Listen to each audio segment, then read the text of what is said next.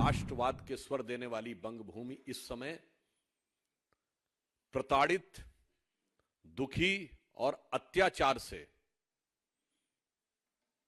पूरी तरीके से टूटी हुई महिलाओं के करुण स्वरों के द्वारा छलनी हो रही है। शाहजहां शेख एक प्रवृत्ति का नाम है जिसे पूरे भारत में सेकुलर प्रोटेक्शन प्राप्त है। Self proclaimed champion of women rights हैं, वो भी इस विषय के ऊपर पूरे भारत में मुंह में दही जमाकर बैठी हुई हैं। ये संदेश खाली सिर्फ संदेश खाली नहीं है।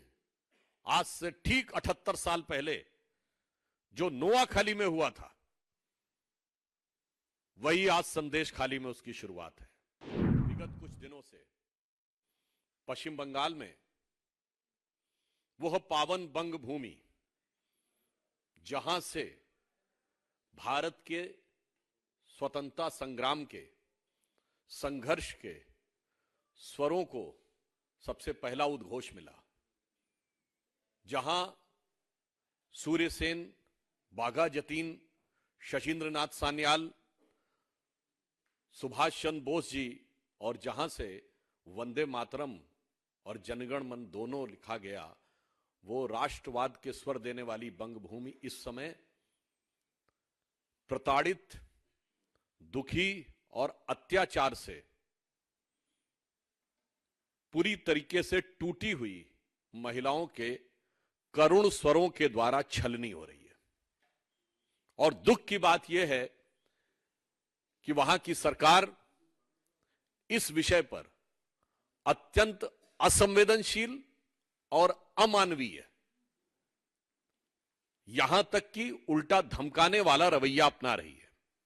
आज ही भारतीय जनता पार्टी के महिला मोर्चा के जिसमें महिला मोर्चा के अध्यक्ष, हमारे पश्चिम बंगाल की महिला पदाधिकारी, महिला सांसद और विधायक, उनको जाने से रोका गया। कल हमारे प्रदेश अध्यक्ष सुकांतो मजूमदार जी को बलपूर्वक वहां जाने से रोका गया, और अब वहां की सरकार ने वहां धारा 144 लागू कर दी है। और इतना ही नहीं, मीडिया के लोग भी जो रिपोर्ट कर रहे हैं, उनको सिर्फ धमकाया नहीं जा रहा है, उन पर एफआईआर भी की जा रही है। आपत्ति की बात यह है कि इस तरह की बातें प्रकाश में आई हैं कि पश्चिम बंगाल की एसआईटी बजाय प्रताड़ित महिलाओं को न्याय दिलाने के कहीं ना कहीं उन पे दबाव डालने का प्रयास कर रही है, ताकि वो इस विषय को आगे न बढ़ाएं। इसलिए यह विषय बहुत संवेदनशील है। और सबसे बड़ी बात यह है कि शाहजहां शेख, जो कि तृणमूल कांग्रेस का एक महत्वपूर्ण व्यक्ति है, वो अभी तक गायब है। उसका मुख्य कारण जानते क्या है? कहते हैं कि साहब उसको हाई कोर्ट से प्रोटेक्शन है, जो सरासर गलत है। हाई कोर्ट का कोई भी विषय इस संदर्भ में नहीं है। महिलाओं के द्वारा शाहजहां शेख पे की गई शिकायत के बारे में न्यायालय के द्वारा किसी भी प्रकार का कोई निर्देश शाहजहां शेख के विषय में नहीं है। उल्टे कलकत्ता उच्च न्यायालय के मुख्य न्यायाधीश ने यह टिप्पणी की है कि वो अभी तक गिरफ्तार क्यों नहीं हो रहा। वो गिरफ्तार इसलिए नहीं हो सकता कि उसको और कोई प्रोटेक्शन नहीं है। उसको सिर्फ वेस्ट बंगाल का प्रोटेक्शन नहीं है। शाहजहां शेख एक प्रवृत्ति का नाम है जिसे पूरे भारत में सेकुलर प्रोटेक्शन प्राप्त है। ये एक पर्टिकुलर मानसिकता है जो कितने भी प्रकार के अपराध कर ले, आतंकवाद कर ले, दलित आदिवासी महिलाओं को प्रताड़ित कर ले, मगर उन्हें सदा सर्वदा प्रोटेक्शन प्राप्त रहता है।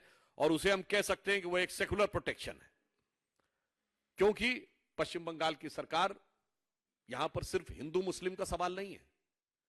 मुस्लिम समाज के जो कट्टरपंथी और आपराधिक तत्व हैं, वो चाहे शाहजहां शेख हो, शेख सिराजुद्दीन हो या जहांगीर, ऐसे ही तत्वों के माध्यम से अपनी सत्ता को बरकरार रखने का जो प्रयास है, वो बहुत ही निंदनीय है। यहां मैं एक बात और कहना चाहता हूं।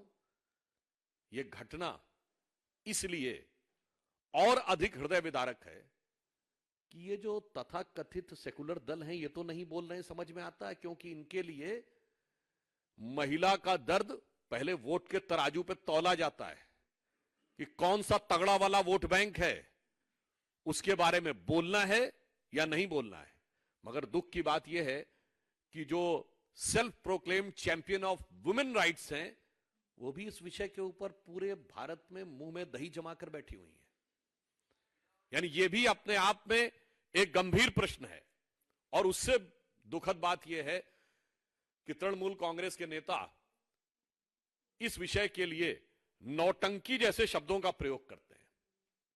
मैं एक बात कहना चाहता हूं कि संदेश खाली एक घटना नहीं है, एक फिनोमिना है। जो लोग कहते हैं ना कि इतिहास को भूल जाओ, तो मैं याद दिलाना चाहता हूं यह एक फिनोमिना है जिसने बंगाल को पिछली शताब्दी और उससे पहले की शताब्दी से भी बर्बाद किया है। एक जनश्रुति है बंगाल में कि सिराजुद्दौला के जमाने में इसी प्रकार की घटनाएं होती थीं, महिलाओं को उठा लिया जाता था और उनके साथ बदसलूकी की जाती थी।